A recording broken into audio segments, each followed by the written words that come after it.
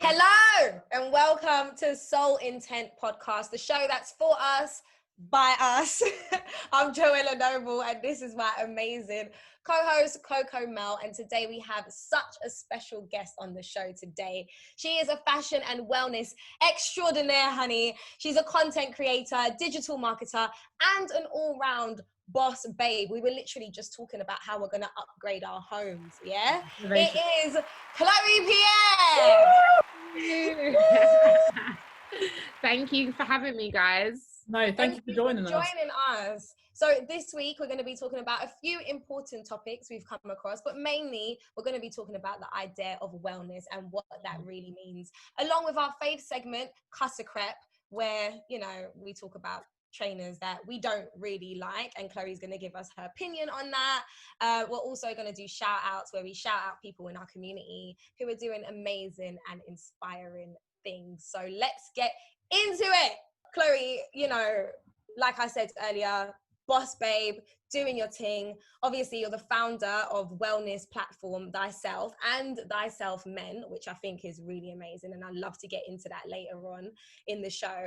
But I just like to start with why we feel that these things are important. Can you tell us why you feel like self-love and self-care is important? Yeah, so essentially I think it's important as an individual because it will boost you up. It will, you know, make your life a lot better when you start looking internally. But my whole plan with Thyself is to basically make people feel better within themselves, so that they can take that same energy out into the world and out into the streets and out into all the kind of environments that they're in, and to try and make the world a bit more of a better place through that avenue. So everyone looks into themselves, into making themselves better for personal reasons, but I thought that we needed to elevate that as, you know, individuals, as communities, as just people that are on this earth, that we have to make the world a bit of a better place. And, you know, if we're going to start looking in ourselves and using what people say as like being selfish, then we could use it for a better cause. So Word. I hear that. And like when you talk about looking into yourself, I've been through that journey, and I think it's a lifelong journey anyway, right? But it's not easy. Looking into yourself is not easy. It doesn't feel good. Do you know what I mean? I've thought about things that I've done and haven't done, and, you know, just like obsessed over things that I'm not happy about with myself. And I think the idea of self-care is like, oh, it's all good and happy and yay, it's all fun. But really and truly, when you look into yourself, sometimes you find things that you don't really want to see. But we're all very critical of ourselves as well. So I feel like the practice of self-care is, yes, to look inside yourself and to see the things you don't like, but then it's also to like really kind of do a bit of a self-audit and to see the things that you might not like about yourself, but other people really appreciate and that maybe like the world needs as well. So, you know, for a long time, I thought that I was too chatty and too like, you know, excitable and stuff, but without that I wouldn't have this brand, you know. I wouldn't be able to bring people together for those reasons. Like they didn't work in, you know, very elite environments because everyone was like too cool for school, but now it's more of a case where I can use this to bring people together. So it's looking into yourself, and yeah, there's going to be stuff that you see that you don't like, but you can always pivot around it. You can always change it for a better kind of goal rather than taking it out of your life completely, because there's a lot of people that think, oh, there's this part of myself that I don't like, I need to take it out completely.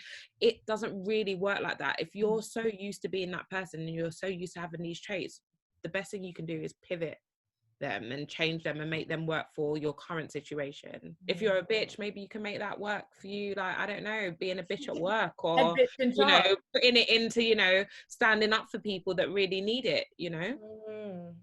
Yeah, I hear that. So I feel like people are just how they are anyway. Like we have these characteristics, but we can, like how you say, we can pivot that into. I mean, good is essentially what I'm saying as well, because a lot of people, there's like bad qualities, and you know they just have to get rid of them, and I just don't think that that's feasible. Yeah, Coco, do you have any bad quality or bad qualities? Yeah, bad qualities. Yeah, bad qualities. Because it's what you were saying earlier, Chloe, about being chatty and too loud. I can totally relate to that. There was a time where I felt like, oh, I need to calm myself down a bit and humble myself. Yeah. And it kind of took away from just the true sense of identity. Yeah, my natural radiation of love and light. Like, this is who I am. Coco, what is that for you? What's your bad qualities that you felt like you had to change, but then realized, wow, nah, I'm amazing? What are you talking about? For me, it always applied in the sense of a working environment. Like, I was always too, as you said, too vivacious, too loud, too friendly, too chatty, all these it was too much. I was never just good enough as I was. But yeah, in the same breath, all those things that I was slated for was the same reason why you hired me, because you saw all of those qualities in an interview setting, and it was okay then. But then when I got in the role, in so many different roles, it was like my manager automatically felt threatened by me being too much. So it was like, how can I find a way? I almost had to find like a medium to like dull my brightness and my shine to make another individual feel validated in their insecurities.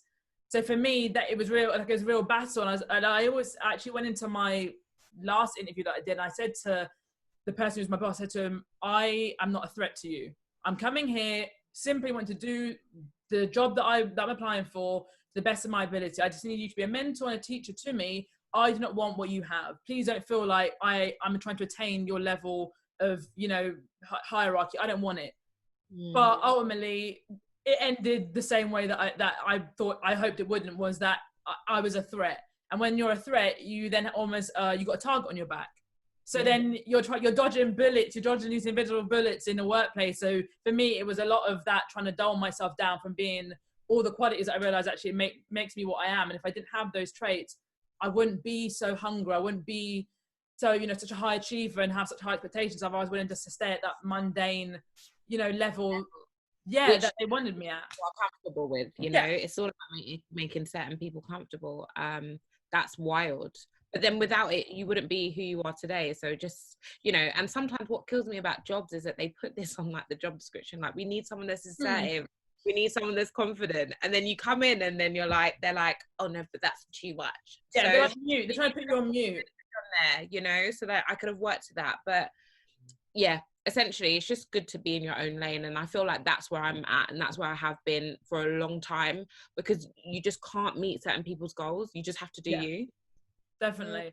But I feel like, obviously, I want to congratulate you and commend you, said, for obviously thyself having recently been featured on Forbes, which is amazing, because like that's such a huge accomplishment, and obviously especially amidst such a really crazy time right now, I think that it's such an amazing achievement for you. And so I'm, as a friend and as a peer, I'm so proud, said, the work that you're doing, and I'm enthused to see what else you've got in store. So congratulations, Chloe. Thank you, babe. Oh, and that's I've never got sentimental like that, by the way. I know. Yes, I bring it out of you. That's something that I bring out of you. My softest. Yeah. Softened that. All right. I'm actually going red. Oh my god. I never go red. Oh my gosh. It's all right.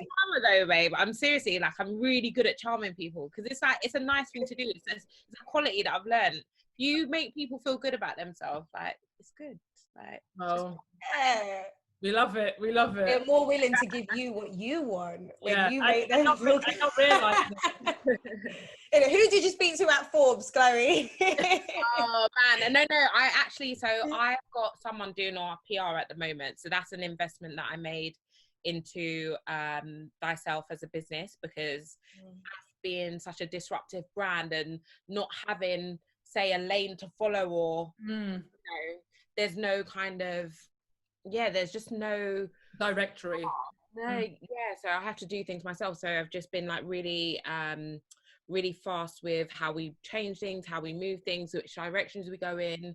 So I invested in a social media person and also a bit of PR, because I actually come from a PR background, but for me to run a brand and to do PR and to do social media and to do everything else, it's just not going to happen. So So what are the forms of self-care that people may not realize is self-care? So for me, self-care, an example of self-care for me is doing something that I've been putting off for a month.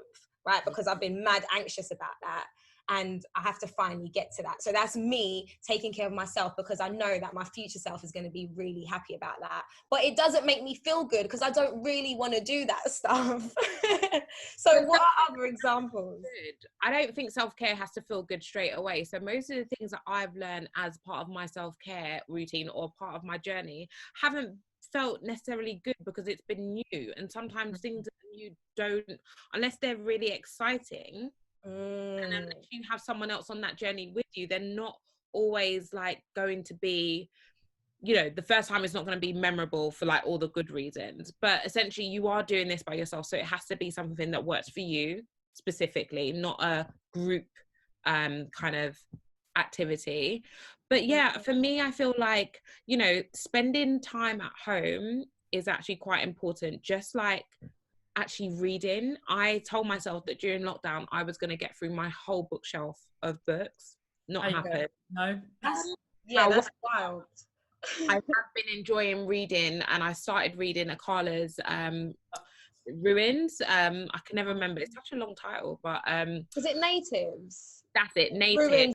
But for me, self-care could be reading, it could be spending time by yourself, it could be addressing certain things that you've never done. So like for me, I've got a skin condition, and I know that, you know, I need to get into a routine of body brushing, using certain products to shower with, and certain products to moisturize myself with, and keep that as a regular thing.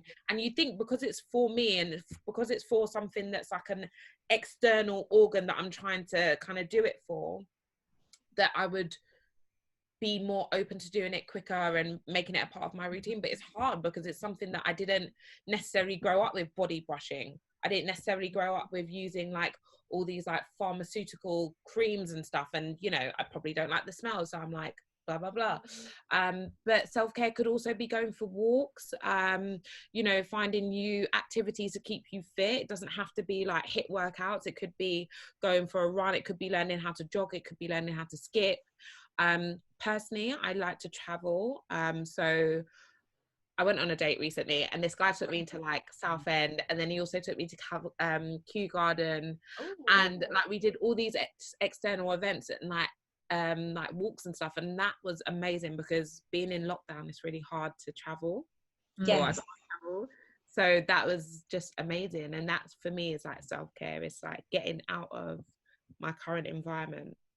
I think naively for me, self-care was always external. So it'd be like, oh, getting a massage or getting my nails done or going to a sauna. Like I never really knew from until very recently what self-care even looked like, because I was always just like, okay, it's that kind of things, and I don't do any of that stuff. So I was like, well, I know I love myself, but I'm not caring for myself like the way maybe I should be all the time.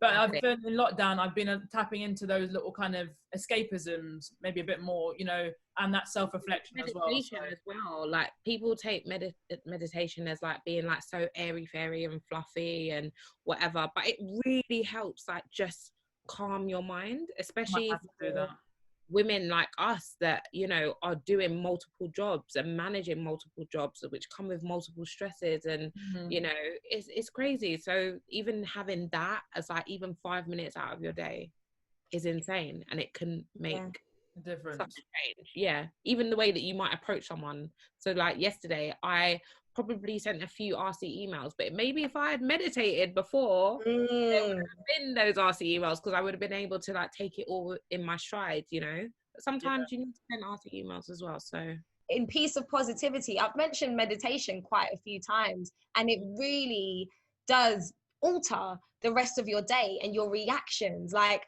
what you said, you sent those emails. Me, a couple of days ago, I was in Tesco's, and there's the security guard who, he really annoys me because I know I look like a kid, especially when I don't have any makeup and my hair's all messy. Like, this is my Tesco's at the end of my road, isn't it? So they've seen me at my worst and my best. So mainly it's my worst though, innit? Mainly I'm looking like an 18-year-old hoodlum, So when I go and I do these self-checkout things, my thing, this is actually me admitting to this on a platform now, which I probably shouldn't be doing, but when I do self-checkout, I don't like to pay for the bag, innit? I don't think I should be paying for the bag. Like, I'm doing self-checkout, I'm doing it myself. So my compensation is that I'm getting this bag free. When I go to someone on the till, cool, in it. You're gonna scan it, you're gonna make me pay my 10p. But when I do it myself, I don't want to pay for it. So usually it's all good. It's no drama. Yeah. No one says nothing to me. I'm a local. My man comes up behind me. He's all watching me. He comes up behind me talking about, you didn't swipe your bag. Like, are we really doing this? Are we actually doing this in 2020? Petty Pete. He's on it. Hey, there are people stealing stuff. There's other things for you to be doing up security with, not me, because I didn't swipe my bag. But my point is, if I had meditated that day, yeah, because I do these things and I have these outbursts, and then when I get home, I feel bad. I feel really guilty about it because my heart isn't like that. I don't want to be cussing someone. I want it to be all nice and friendly. And I felt guilty, but I thought, right, if I had meditated, then this would have never happened. Important. And that's why it's like, it's not even, it's self-care, but it's like self-preservation. Like, you feel awful like after. There's some psychos out here, and not to put labels on people, but there's people that go out there and do things and they don't have any, that's sensitive. No, they don't have any kind of, there's no repercussions in terms of in their head about behaving in a certain way. But if you do, this is how you self-preserve, and how you keep yourself whole, and you keep your soul like preserved as well. Because little things like that, I feel like they do break away at you. And it less of, not less of a person, but less of yourself. Yeah. For it's just it's a mouth one, but I think it chips away at your self-worth. When you're like aware of the things that you're doing and you feel guilty about certain things, when you know it's not really right, even something as little and petty as that, like I really did feel guilty about it. Do you know what I mean? And it kind of chips away with like my own self-esteem. And, you know, I start thinking like, oh, am I a bad person? I know I'm not a bad person, but yeah, like a little bit of meditation. I think of like moments like that and I'm like, you didn't have to cuss that person, Chloe. Like, so that's what makes you a cow. Like, it's just crazy. But I mean, some people don't even think about that stuff. Some people aren't even self-aware like that. Have that remorse. To even recognize that, okay, what I did there was a little bit fucked. Should have done that. I believe that having those kind of thoughts and like, you know, being aware of yourself, it's like, it's I feel like you have to be on a path of like enlightenment. In like my mind, you have to be self-aware, but I guess that's why it troubles people that are self-aware so much, because they can see what's going on, and it feels like you're, especially for me personally, I feel like I'm working so hard to be not just a good person, because it doesn't take a lot for me to be a good person, but I'm trying to actively do good in this world, and I'm trying to be aware, and I'm trying to be conscious of other people. And then you see people that are just bowling through life, just like doing whatever the hell they want. But you know, I just think, you know what, I'm like not massively religious, but I do believe that there's an end goal eventually, and I don't want to be on that side. I want to be on this side. So obviously, like during this time, we've been going through Corona and then the second pandemic with police brutality and the BLM movement. Why do you think that in the Black community we haven't really spoken about self-care, and it's not like a hot topic of something that we really need to concentrate on? Well, there are a few reasons. So for me, like the first thing that comes to mind is the fact that, you know, if we look at the world around us and the society that has been built around us, we're not taught to take care of ourselves. So that has lasting effects. If we go as far back as, you know, even if I go back as far as like my great grandparents, like that wasn't in their mindset. It wasn't about taking care of ourselves. We did the main things, like take care of our health so we can live, so we can keep on providing for our children and blah, blah, blah, that kind of thing. But to take care of yourself outside of that realm, it just wasn't a thing. So I don't think we've been taught that. I don't think that that's been welcomed, and it hasn't been necessarily built around us for us to take care of ourselves like how other communities have. I do think it's a massive class issue as well, because, you know, when you are, say, you know, more working class, your focus is to work. It's, you know, it's not to, you know, enrich yourself from within.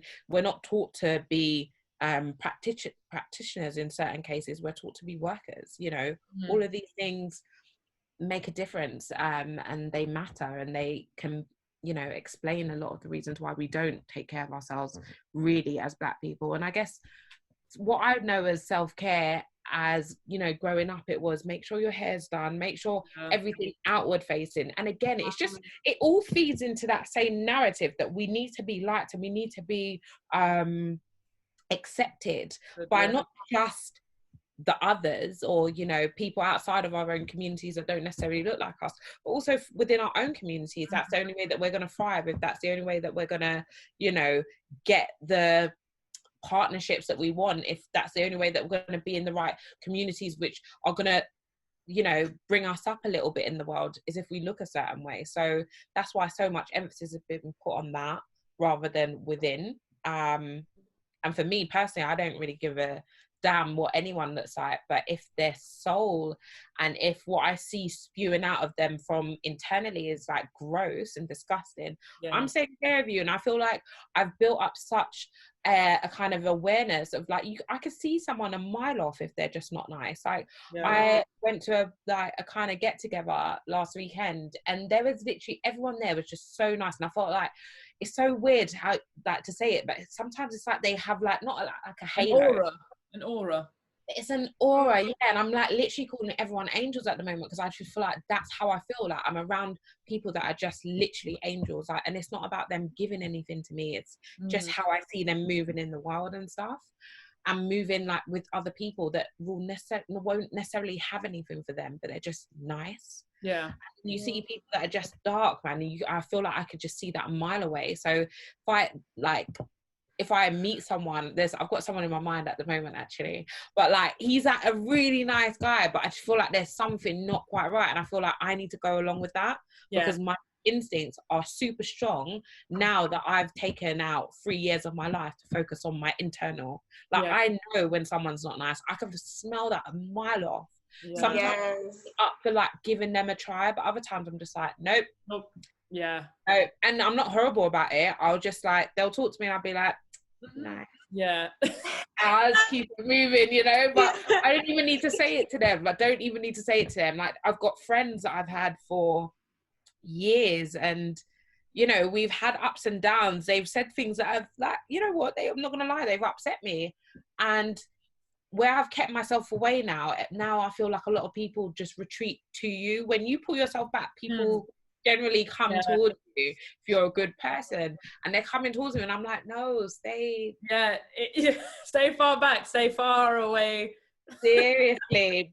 Bad mind, bad energies. Like, I say bad, and that's just the way that I describe it. I don't mean bad, like, but for me, you know, that's the terminology I'm running with, and that's what sits well with me. And for me, if I get that sense, when I say bad, it's like you just don't have my best intentions at heart.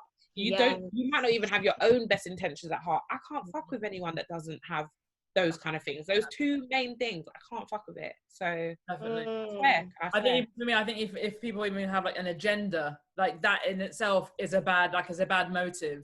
Do you know what I mean? So for me, I'm a bit like, no, I just need to kind of go into any situation kind of like wide awake. But I think further to your point, Chloe, about, you know, Black communities and why, you know, self-care is a thing, I think we've almost kind of just been raised as survivors. So you have to survive. So survive is, you know, eat, breathe, all these kind of things. But then the internal stuff, that's the last thing. And also as Black women, we're the furthest down on the totem pole for self-care. You know, stereotypically, we're the ones who care for the house, or care for the man, care for this, care for the world. Care for our workplaces, even though it's not actually our jobs. Our jobs, exactly. Whereas obviously no one's checking in on us and make sure we're okay. So I feel like it's only kind of in the last, I don't know, 10 years of that, if not less than that, we've kind of like honed it back into ourselves and kind of like recenter it almost to kind of like the importance. But I definitely think, like now for me, getting access to your platform, I'm aware of what it was, because I'm big old 29 and I really still didn't really know what it was up until last year, to be Listen, fair. hun, my nan is 73 and she's like only now, like I swear to God, now I haven't heard her say self-care so much in the last like year. Like, because she knew she knows what I've been doing for the last 2 years, but she's only taken it seriously in the last year. And now she's like, well, I'm doing my self-care. And I'm like, oh yeah.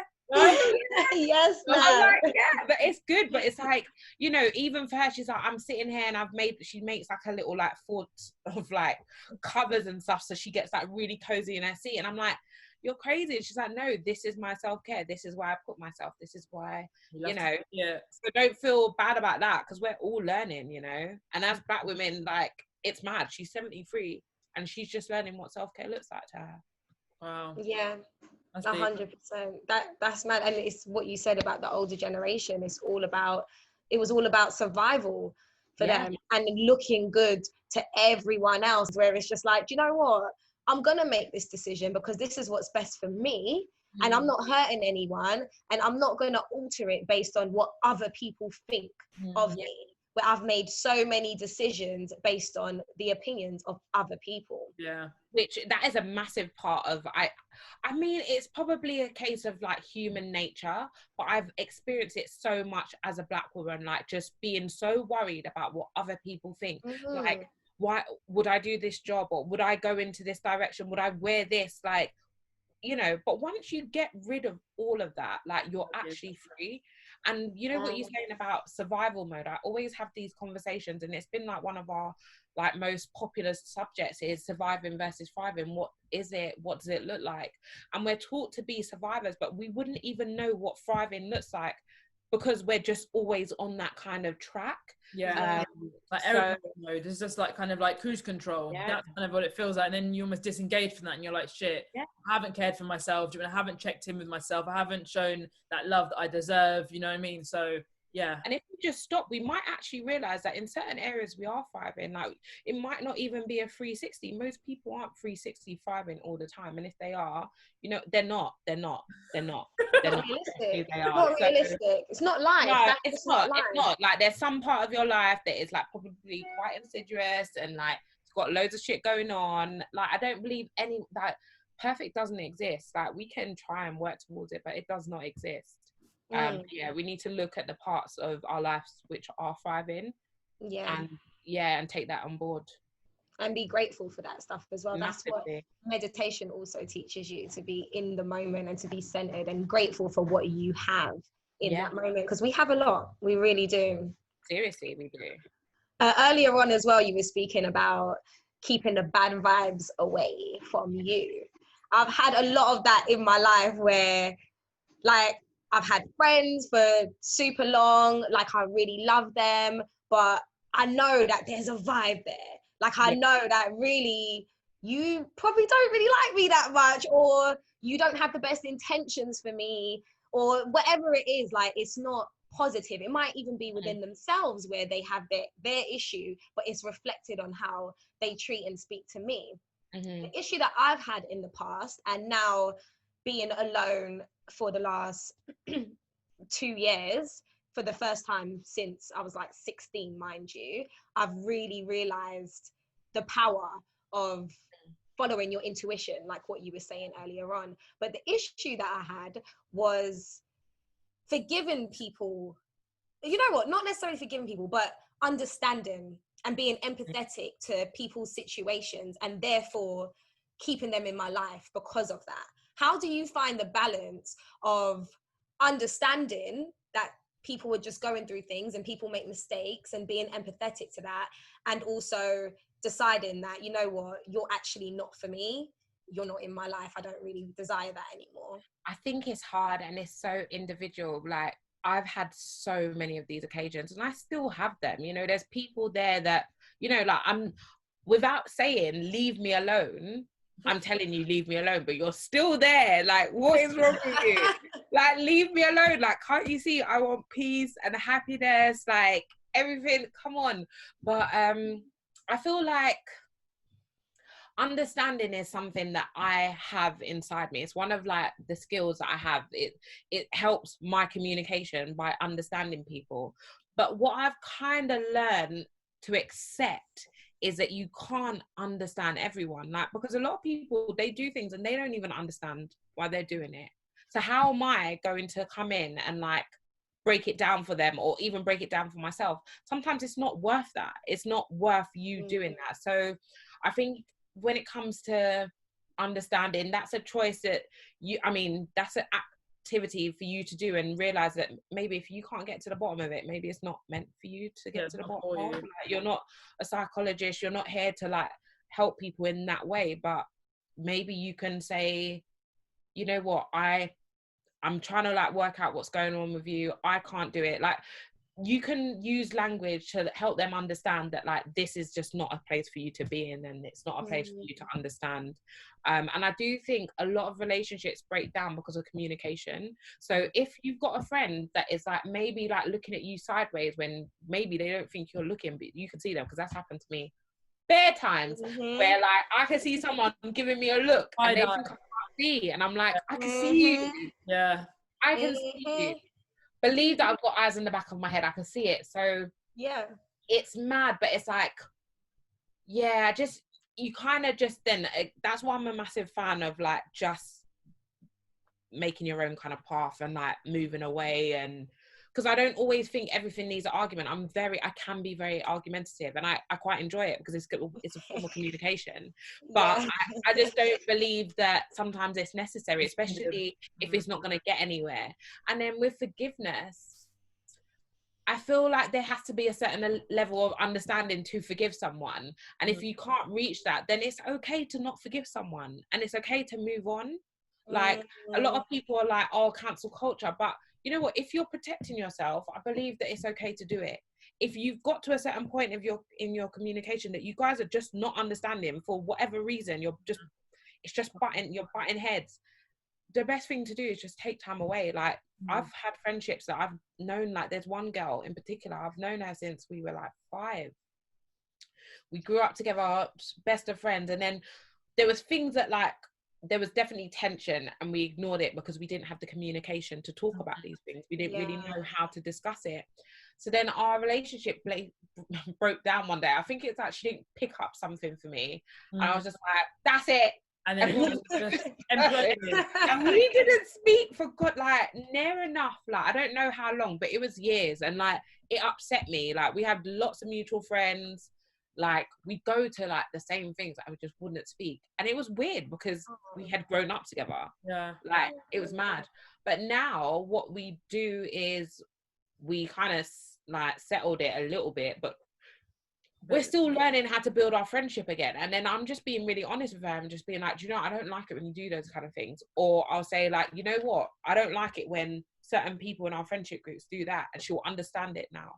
Like, and we've now got that open dialogue. Or if I say, do you know what, I know you've been hollering at me through lockdown and I haven't been answering, but like, I just want you to know that I do appreciate it, and I'm not taking our relationship for granted, but I've just been busy.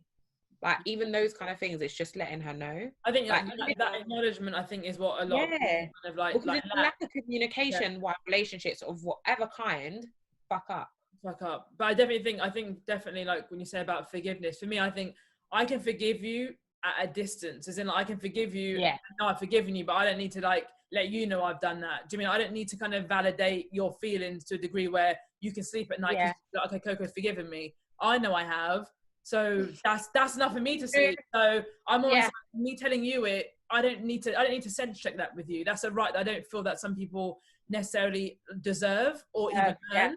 So for me, no, but it's true. No, but I can feel that when you say that, I'm like, you just want to punish them, Coco. No, it's not even like that. Generally, I feel like I'm in a place in my life now where if you're just not for me or just not with me entirely or 100%, I have to just cut you off. I don't do the communication thing. I said to her yesterday, for me to even conversate with you for some type of way is a big thing for me. I'm very much like, I see you, I hear you, cool, that's how you are. I'll just leave it unread. And I can just pack you in a box over there, and you can sit over there. And you, maybe it's a bit of a naughty step like mentality. I don't know if that's what it is, but either way, it makes me just feel like I'm not kind of being submissive, or I'm not kind of giving any more of my vulnerability to a person that's just going to damage it even further. Yeah, you're protecting yourself, essentially. That's it. That's what it is for me. So for me, I've gone years, my own brother I don't speak to for 6 odd years. It's whatever, like, it doesn't matter who you are. If you've done me wrong, I have to treat you the same. I can't give like any preferential treatment to you or you or you, because ultimately hurt is hurt. Hurt doesn't know, do you know what I mean, any bound. So I have to protect myself at all cylinders. But no, it's not punishment, Joelah. It's never punishment. It's just a lesson. And when you truly forgive someone, that's like an internal job. So you don't really have to say to that person, I forgive you, because if you really forgive someone, that's a mindset that you've already created in your head. Right, I feel like I'm going to break through. That's it. That's honestly what forgiveness is. 100%. And I do agree with that. And that's the sentiment though, 100%, that it's about you. But if you're still feeling like you need to put this person on a naughty step, I said that's how it could be taken as, but it's not, that's not what I'm trying to do. Okay, because it seems like you're holding some kind of resentment still, and that's not forgiveness, because this is within yourself. If you're holding resentment for someone, it doesn't matter how they feel. I don't care about how they feel. I don't want you to hold on to any kind of negative vibes about that person, because that's just going to manifest within yourself. You know what it is? I think for me, it's because if I say what I want to say, it's just going to spiral. So I'm just saving both parties from even having to me offload it and them to having to receive it. So that's why I almost just don't say anything, because it's safer. Sometimes, what's the saying? Thumper's mum said, "Gonna have it nice to say, don't say nothing at all." Yeah. Because what's the point if I'm telling you it and you're gonna be like? Sometimes you gotta say it though. Sometimes you gotta say it. Sometimes the air needs to be cleared. But then you know what? You just have to take the repercussions with that. Like maybe you will never speak to that person again. But like you just need to weigh up whether you need to say those things. Sometimes I've said it. Like if it's really like got to that point, like you need to know what you've done. So either that, or I'm just like cool. Like exactly. I hear you. Speak your truth. You got to speak your truth. Chloe was saying, but not all the time. I feel like it's selective. There's a time and a place for everything, and you decide when that works for you. Yeah. True that. Well, we've had a breakthrough. Yeah. Good. I like that. It's not easy though. It's not easy to say how you feel about certain things. It's not easy to communicate sometimes, because you don't, it's draining, for fuck's sake. Sometimes it gets really draining. And I think as well, not being raised to do that, not being raised to express yourself in the house. So again, it just goes back to all of these kind of like childlike kind of, dealings. Like that just wasn't a norm. Do you know what I mean? Like my household, my mum was the caring one, my dad was like the militant one. He was a disciplinarian. Do you know what I mean? So talking to him was like talking to a brick wall. I couldn't tell him anything if I felt the type of way. It was whatever. He didn't understand me. So for me to speak, I would be like, I'm going to get licks for this. I'm probably going to get beats if I say something that doesn't quite like adhere to like what he would deem as normal talking, or like knowing my place. I think that's where it kind of derives from. So and it's fair, and you do take that on with you. There's like some people of certain like cultural backgrounds that just feel free to say whatever they're going to do. And then the repercussions is, I'm going to cry because I can't deal with it, or I'm just going to walk away from it because I can't deal with it. But they're taught to say exactly how they feel. And because of that, maybe they have the language that is deemed appropriate to have these conversations. But we'll get there. We'll learn it. Yeah, we'll get there. And also, I feel like it's not about trying to predict what's going to happen afterwards. No. It's about, for me, speaking your truth when you feel comfortable to do so. And, you don't have to be mean about it. You don't have to be overly nice about it either. You don't even have to care about how it's coming across. It's really, for me, just about speaking your truth and letting it go however it's meant to go, kind of thing. But yeah. So also, you go on Instagram, and you're bombarded with self-care quotes to a point where it's just another phrase now. It just sounds like butterflies and fairies and rainbows. So what are some of the quotes that you could possibly think of that has kind of lost its meaning because we see it so often, but actually is really important? I mean, there's so many, and part of that reason is why, like, I guess with thyself, our tone of voice is very specific, and part of the USP and the appeal is that we don't pander to anything else that's kind of been seen and done already. Like, it's a no bullshit approach to wellness. So like, we put up, when Black Lives Matter and all these things were still happening, we put up, and like even COVID as well, we put up posts that are like, stop trying to be productive, shame yourself into making a change, because it's like a no bullshit approach to wellness. Like, whoever's reading that, if you feel some type of way about that, maybe it's hitting the right spot. I was saying to Coco the other day when we were both trying to think of examples, like love yourself before you love anyone else, or yeah, you can't. And that is true. Exactly. That These is are true things. These are true things. They make sense, but because we've seen it so many times, I feel like it's lost its meaning to a lot of people. And also the context in which people do that is like, love yourself. So it's like, but when people do that, like say an influencer post like, love yourself before you love anyone else, and then it's just like a picture of them being like, or like really narcissistic, like, you know, stuff like that. It just takes away from the actual meaning, and they've used it in the wrong context, or they've done it outwardly. You can take that quote and you can say that to yourself every day. You don't need to post an image like that to go with it. You don't need to do that. Like, you know, all of these posts, that we do are like reminding people of self-care, but like a lot of that is for you to take it and do it in your own time, and to take it and like do it outside of social media. We're just the prompts. We're here to break it down to you. We're here to give you these options. We're here to diversify the industry. But essentially, this is for you to be prompted and take that away and do the work that needs to be done off of social. Yeah, and I think that's where you guys are quite different as well. You do the breakdown, whereas other platforms would just say, for example, love yourself before you can love anyone else, which again is super true. Like I only realized how to really love myself within this last year, where I'm thinking like, it's just about following your own dreams and, you know, making sure your money's right, which is also part of it, but it's about reading and learning and meditating and yoga and exercising and all of that stuff. So I do think there's a lot of wishy-washy accounts, but I feel like we're in a day and age where you don't need to you don't need to follow those things anymore. Like and you know, just in general, as consumers, as professionals, as whoever, we need to be really conscious about where we're spending our money and where we're spending our time as well. So if we're online spending it on like brands, or like even like giving them the like our time, even tagging them, or like, you know, reading their post, we need to stop that. You know, put your time and your efforts into the things that really matter to you, the people that are doing the work that is necessary to make the world, in your opinion, a better place. Spend your time there. That's what we should be doing. I hear that. I think one thing I love about your platform, Chloe, is that you actually give the tools for us to unpack that, which I think is really important. Obviously, to Joellah's point, most platforms just put it up and they're like, have a good day, and it's full stop, and then they crack on with the next post, whereas you actually like unpack it, kind of, you know, give the tools, and then, you know, I suppose you kind of let us sit with it. Then Jimmy, you might even like revisit it in you know, another 2 posts or whatever, just to kind of remind us, you know, keep going, you're on track, kind of thing. So I definitely said like commend, you know, what you're doing for that, because I find it useful as someone, you know, who is a lone ranger out here in that sense, in terms of a working, you know, sense.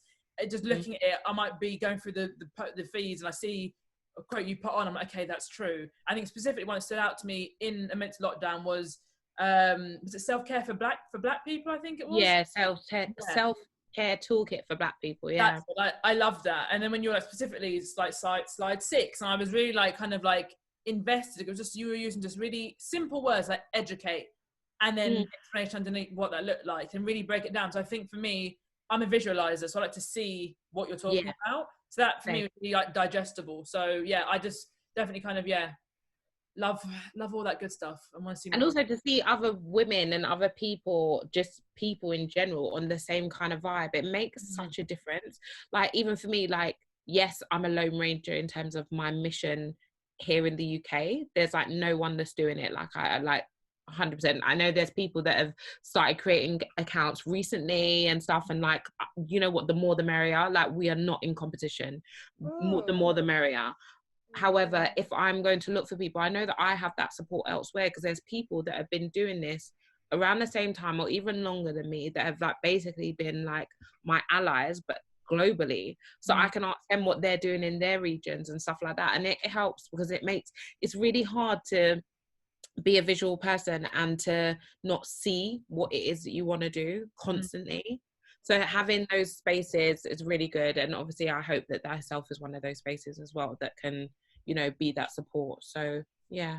What was the driving force behind your creation of thy.selfmen? Yes, so basically with thyself, there's no thyself women, it's just thyself, and it shouldn't really be a thyself man or men. But a lot of the content that we were doing and a lot of the work that we were focusing on the thyself channel was very female orientated and female heavy. Like we still do have a significant male audience on that platform as well, but I wanted to do something which was more relevant and more focused and driven towards men and their mental health and their self-care. And it's really mad because obviously I started doing that last year and I really wanted to make it a thing, and I really still want to put so much effort to it, but you know, it's difficult to manage a lot of things at the same time.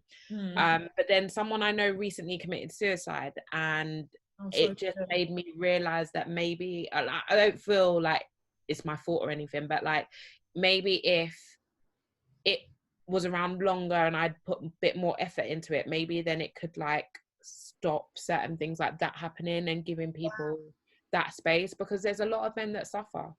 And like, yes, with their mental health, yes, with just having that support, and like thyself, yes, it's a wellness brand, but like we provide like incredible support. Like we have a community that is like full of people that can point people in the right direction, that can help other people. And essentially what I, and again, said community members do, is that they provide that air of support. So when someone tried to come for us on during that Black Lives Matter thing, like I left it to the community. Everyone came on board and they were like, no, this is what you need to know, this is why we posted this is what it means. Clearly if you don't understand it, then you're like in the wrong place.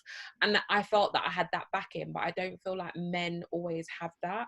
Like and a lot of like, you know, there's that whole saying like you have different friends for different things, but men don't always have necessarily the friendship groups that they can be really honest with. They don't have a community background. A lot of us don't have that community background or that family background to kind of soundboard off. So that's why I wanted to do it, and that's why I want to make it a bit more of a thing this year, I guess. Like a lot of them have said like it's cute because that's like a word that they're comfortable using, but they're like, a lot of the guys that have like fed back to me, they're like, it's really important what you're doing. Most of the stuff that you say, like I can relate to it. It's just that it's like on a pink background, like doesn't bother me, but it's just you know, but I can relate to what you're saying. So that's why I was like, okay, cool, so let me try and do something using my marketing remit to target men and to focus on them in that way. So I mean, it's a tough job, man, because men are just like, they're different in terms of how they interact with things. They're very much like in the background, like they might like it, but that's why I think as a social media person, that someone that's used to marketing, you can like really measure the output that you're doing through the metrics. So like if you see like how many people have saved it, how many people have sent it on. Exactly. If I look at like who's commenting and kind of like which eyes are on the account and stuff like that, then I can kind of grow it that way. We'll continue to support thyself and thyself-men and men in any way we can, shape or form. So what amazing stuff, more stuff should I say, can we expect from the platform, like officially coming out of lockdown? Like what have you got, you can kind of, a little exclusive, you can kind of just give a little sprinkle of, as I said, without giving too much away?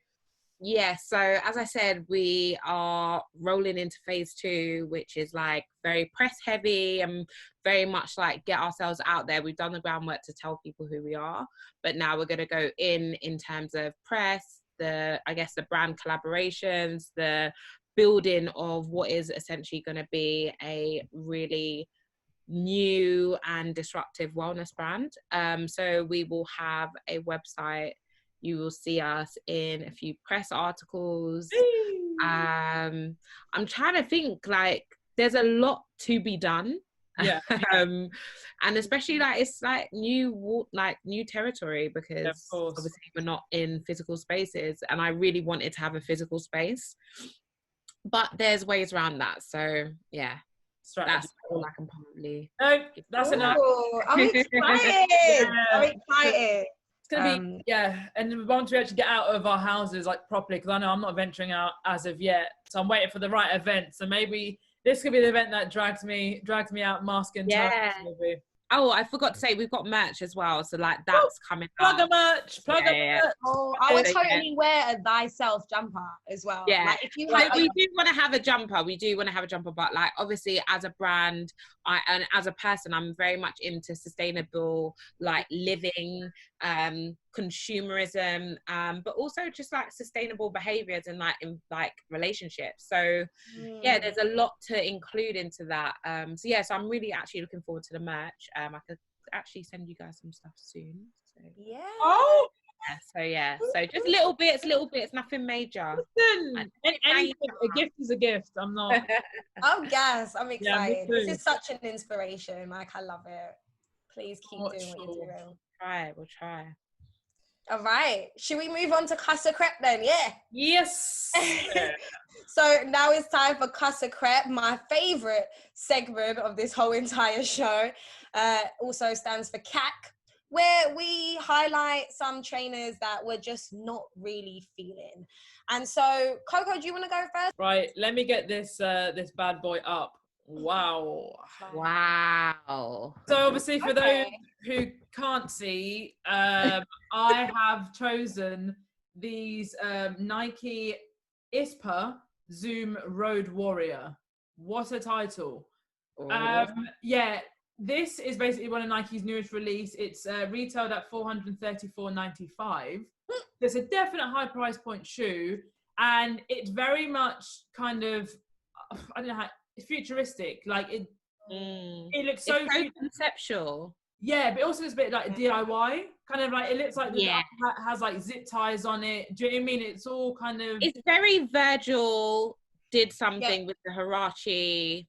Yeah, with those zip ties, definitely. Yeah, zip ties. I guess, I don't know, but obviously, I think they've taken the whole new shocks and the air bubble feature to a whole new demographic with this kind of like platform shocks, then with some like see-through heel.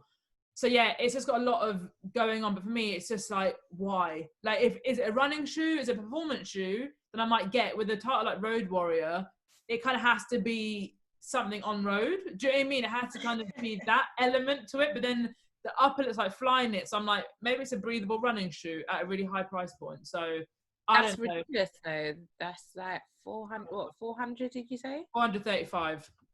That's wild. Yeah, that is really expensive, but I'm not gonna lie, I do like them, you know. Yeah, they're not every time. I do. I'm sorry. My gosh. I really like these. The bottom looks like a pogo stick. Yeah, that's what it reminds me of. It's like a pogo stick, and also one of those trucks. You know the trucks with the tank. That goes around like that. Yeah. Oh my god, maybe that's where the warrior. Yeah. And that even makes it even better for me because I see that it is conceptual. The only thing I don't like are those zip tie things. Just because that gives me Virgil vibes. Yeah, and I just prefer. I know that they obviously collab together, but sometimes I feel like brands take ideas from their collaborations and use it in their trainers, and I don't really appreciate that. Other than that, but I would still wear them. They are expensive though. I don't appreciate that. That gets me mad. Yeah, that gets me mad. But I do really like them. I think they're really nice trainers. I give up. I'm sorry.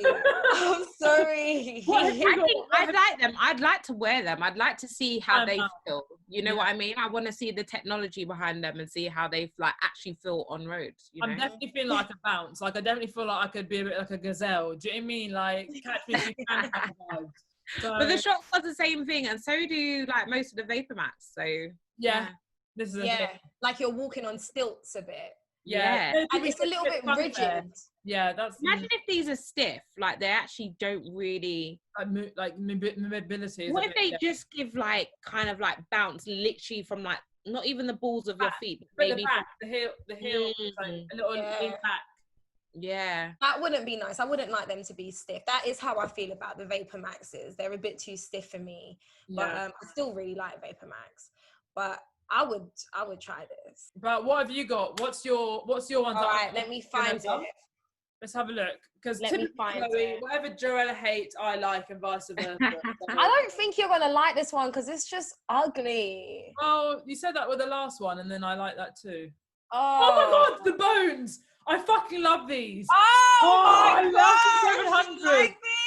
You like these? You like these? So this is for everyone listening. This is the Adidas Yeezy Boost 700 MNVN bone. Bit of me. Ooh. No, I actually wanted them in the neon yellow. I wanted them in the orange, but the orange was a Paris exclusive. I don't have any Paris peeps, but the bone, we can move, we can roll. Hell, those colors are decent, but this big old large ass 700 on the side doesn't need to be there. Why is that there? I think they're horrendous. Like, but you know what? I'm sorry, but I'm like not a massive Yeezy Adidas.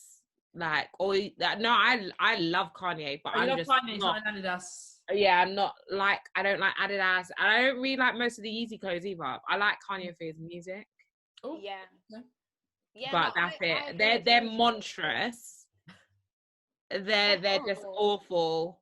For me, but from a fashion aesthetics, they just fit in with like the chunky dad sneaker. Do you know what I mean? And that's a trend. I do. I'm so over that. Are you not over that yet? Oh yeah, I've been over it. But if you're gonna make more shoes to help me add to the collection, I'm not gonna shy away from it. So that's what that is. I feel like will they be collectibles? What, these? Yeah. The markup on the 700s anyway aren't a lot, unless it said the exclusive, like the orange ones typically, or even like the Wave Runner, the original ones that dropped. Yeah, the original ones, which definitely are amazing. But no, not really. Like I wouldn't buy them to sit on them. Do you know what I mean? I don't buy them at all. Yeah, I'm not mad at the shape. I'm not mad at the silhouette at all. I'm really not. 700. It's that disgusting 700 that's punching me in my face every time I look at it. I almost feel like if the 700 was in black, I think I might like it more. But I get what you mean. Looking at it now, I'm like, nah. But in black, it could just give me a bit more oomph. The silver's a bit more like a whitewash over it. Do you know what I do like about these? One thing I like, other than the shape, is how they've implemented the 3 stripes within that 700. I think that's quite creative. It's a smart tactic, but maybe could have done less of. Turn it down a bit. But yeah, I don't like them as a whole. I think they're really ugly. But the ones you chose, I like those ones. That's wild. But Chloe, ultimately, you are the decider. So which one drop or drop? So definitely gonna rock the Nikes and drop the Adidas. Fuck. Sorry, guys. I feel like, what is it, 2-0 or 3-0? Maybe it might be 3-0 to you, to me. Yeah, maybe. Not counting anymore anyway, so it doesn't. I just picked the ugliest trainers. Like, I'm really good at picking ugly trainers. Me less, obviously less, but those are actually really nice, Coco. I'm quite slightly obsessed with them. I'm taking the screen, so you can be obsessed with just me now. Oh, all right. Not hard. Bless you. So it's time for shout outs. It's our second favorite segment of the show, and it's where we shout out some inspiring, amazing people. Chloe, who you got? Yes, so I've got Charisse, who is a DJ who I just love everything that she does. She's very much on her own wellness journey, and I just want to shout her out because she's amazing. You can find her on Instagram at Charisse Sec. And also I want to shout out Eki, who is brand partnership at Universal Music. Yeah. I love what she's doing with Diaspora Darlings, and she's just a really good person that I've linked up with in the last year or so that has really helped propel the brand and for thyself in certain ways. And yeah, I'm just happy to have her as part of like our communities, which I told you a little bit about in the show. It's very much community led, and she's a part of that. And then I also want to shout out the family at Foundation for just always having my back and just helping the brand, so thank you, love you. Solid shout outs there, very solid shout outs. Nice.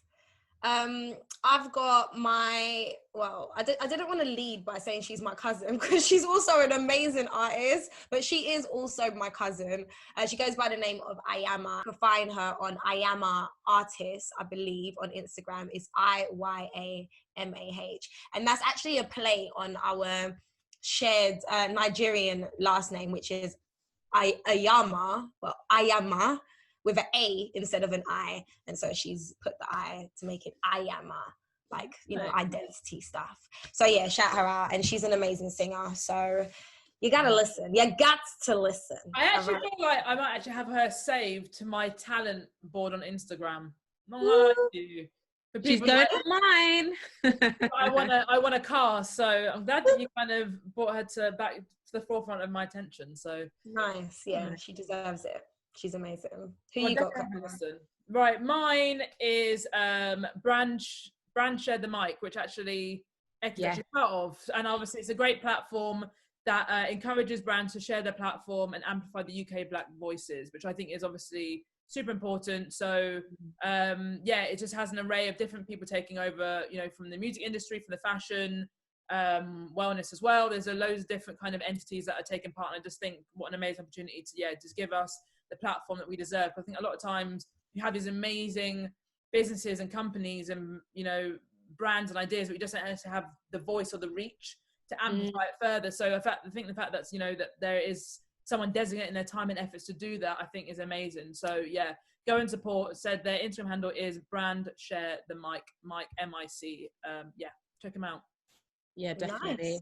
And on that note, I want to thank everyone for listening or watching, and a special thank you to you, Chloe, for supporting us and featuring on our show today. You've been such a pleasure. It's been so great to meet you and hear more of your insight. So, amazing. Thank you, guys. It's been amazing chatting to you, and just pick up yourselves for doing this and don't stop. Thank you, babe. Thank you. And so tell the people your handle, your personal one, and obviously thy.self platform handle as well, where they can find you. So thy.self is at thy.self on Instagram. We also have Facebook. We have a newsletter. We have a WhatsApp group. So holler at us on there. And then at my own personal account is at Chloé Pierre LDN. So yeah, actually, guys, we're trying to get close to 100K next. So just hit 10. Oh, do you know what? I don't even care. I don't care. We've got to swipe up now. So swipe up. Well, you and Joelah both on swipe up things. I'm just on here's the link in the bio. So that's next. We're working to that. We're working to that. People. Progress. You got to have 4,000, 5,000 to get to 10,000 to then get to 100,000, innit? Right. Yeah. As I said, it's not about number watching. It's just about the quality, not the quantity. It is. Content is key. So yeah. But yeah, so we have been Joelah Noble. Catch Joelah on Instagram at Joelah, JOELAH, and Noble, no underscore. And no underscore. No underscore. No underscore. Okay. Coco, CO underscore Mell, MELL. Oh, and follow Soul Intent Podcast as well. Soul Intent Podcast. Spotify and Apple and Google Podcasts, people. And yeah, we've been your amazing host, and we'll catch you next week, peeps. Boop. Bye.